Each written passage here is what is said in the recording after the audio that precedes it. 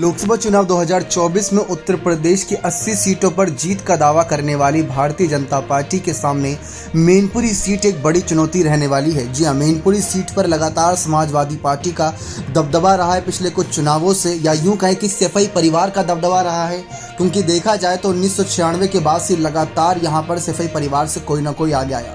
मुलायम सिंह यादव का गढ़ कहा जाता है, जहां 1996 मुलायम सिंह यादव जीते, उसके बाद लगातार उनको जीत मिली। फिर 2004 में धर्मेंद्र यादव का आया किया तो वो भी जीत गए इस सीट से।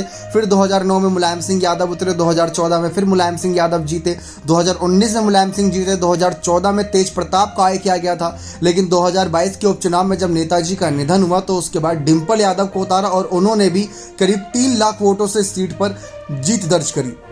तो ऐसे में अब भाजपा के सामने चुनौती ये है कि सीट को कैसे जीता जाए।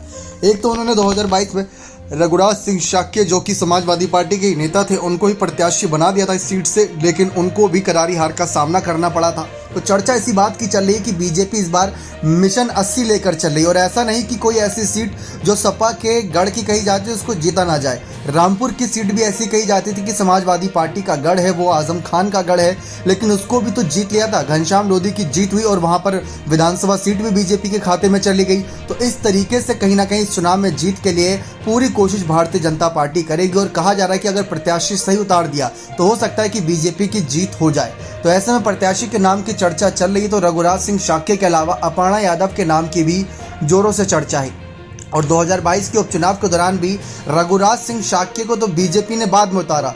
पहले तो अपर्णा यादव के नाम को लेकर ही विचार विमर्श हो रहा था, ऐसी अंदर खाने से खबरें थी, और अपर्णा यादव को इस सीट से उतारने की चर्चा थी, क्योंकि नेताजी के परिवार की जब बात आती है, सैफई परिवार की बात आती है, तो सैफई परिवार की छोटी बहू तो है अपर्णा यादव, और ऐसे में बीजेपी में है, और बीजेपी ने उन्होंने अभी तक कोई बड़ी जिम्मेदारी दी भी नहीं। तो ऐसे में अपर्णा यादव अपने आप को साबित भी कर देंगी इस सीट पर अगर उतरती हैं तो ऐसे में परिवार वर्सेस परिवार रहेगा, तो किसकी जीत होगी ये बीजेपी पार्टी लुत्फ उठाएगी।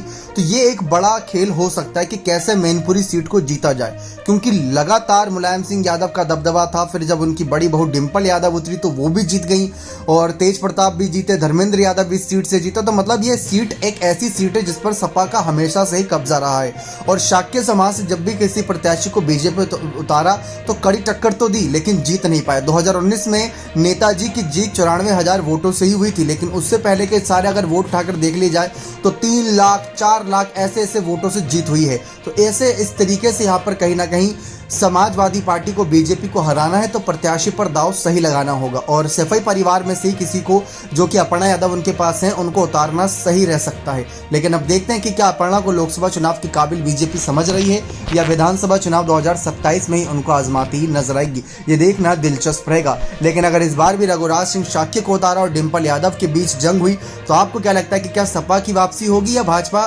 कमाल करके दिखाएगी? तो अपने कमेंट सेक्शन में जरूर रखिएगा। बहुत बहुत धन्यवाद।